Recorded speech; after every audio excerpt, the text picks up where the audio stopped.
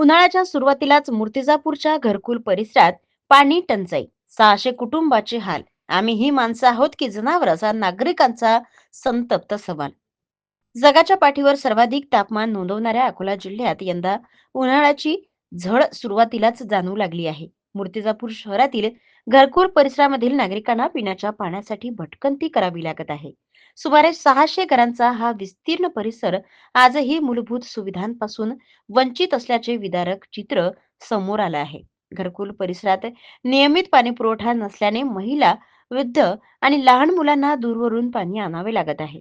आधीच प्रखर उन्हामुळे हैराण झालेल्या नागरिकांना पाण्याअभावी प्रचंड त्रास सहन करावा लागत आहे. यासोबतच परिसरात कचऱ्याची समस्या, स्वच्छतेचा अभाव आणि शौचालयाची गैरसोय असल्याने अनेक नागरिकांना आजही उघड्यावर शौचास जावे लागत आहे. या गंभीर समस्यांकडे मूर्तिजापूर नगर परिषद प्रशासन, नगराध्यक्ष, नगरसेवक तसेच अन्य लोकप्रतिनिधी जाणीवपूर्वक दुर्लक्ष करत असल्याचा आरोप संतप्त नागरिकांकडून करण्यात येत आहे. निवडणुकीच्या काळात मोठमोठी आश्वासने दिली गेली, मात्र निवडणूक संपताच कोणीही आमच्या परिसराकडे फिरकूनही पाहत नाही, अशी तीव्र प्रतिक्रिया नागरिक व्यक्त करीत आहेत. आम्हीही या देशाचे नागरिक आहोत, आम्हीही माणसं आहोत. मग आमच्याशी जनावरांसारखी वागणूक का दिली जाते?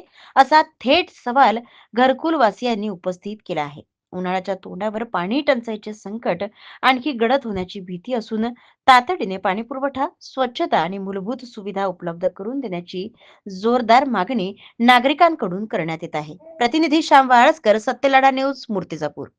आम्हाला पाणी मिळत नाही ना नळाचं. म्हणजे आमचे घरोघरीचे नळ पाहिजे तर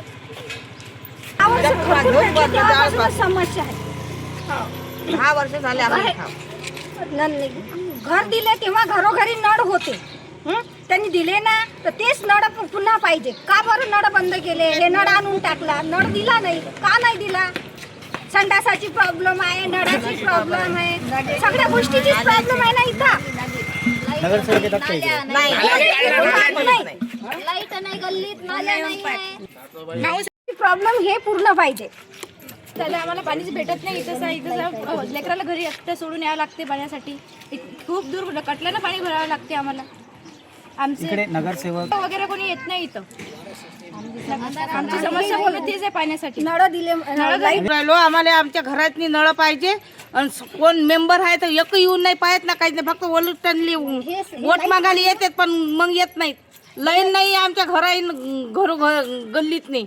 बस आमचं हेच म्हणणं आहे का आम्हाला नळ द्या घरोघरी आणि आमच्या गल्लीत नळ लाईट. बाजू के अंदर संडासों खुले में जाते हैं और वहाँ पे कुछ ऐसे बदमाश लोग आके वहाँ पे पत्थर मारते हैं। त्यावेळेस घरकुल बांधले त्यावेळेस इथं नळाचं कनेक्शन दिलेलं आहे. घरात प्रत्येक घराला नळाचं कनेक्शन आहे. तुम्ही आता पण पाहू शकता. पण नळाचं कनेक्शन असल्यावर सुद्धा इथं पाण्याची नळाची व्यवस्था नाही आहे. जे ग्रामीण भागात किंवा शहरी भागात जे हर घर जल हर घर नळ जे शासनाची योजना राबवत आहेत ते इथे का नाही? शासनाला माझं एकच म्हणणं आहे, जे पूर्ण घरकुलमध्ये जे इथं काही श्रीमंत लोक वगैरे काही राहत नाही, कारण की आमच्याकडून काही बोर मारणं होत नाही आहे ना. पूर्ण गरीब वस्ती आहे.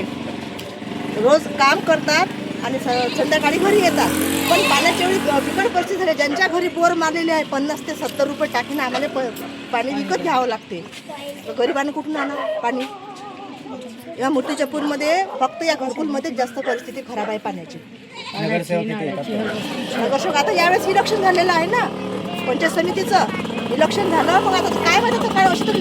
जिल्ह्यातील सत्यलढाच्या महत्त्वपूर्ण घडामोडी पाहण्यासाठी आपले Satyaladha YouTube news channel subscribe करा, बेल आयकॉनला क्लिक करा आणि रहा सदैव अपडेट.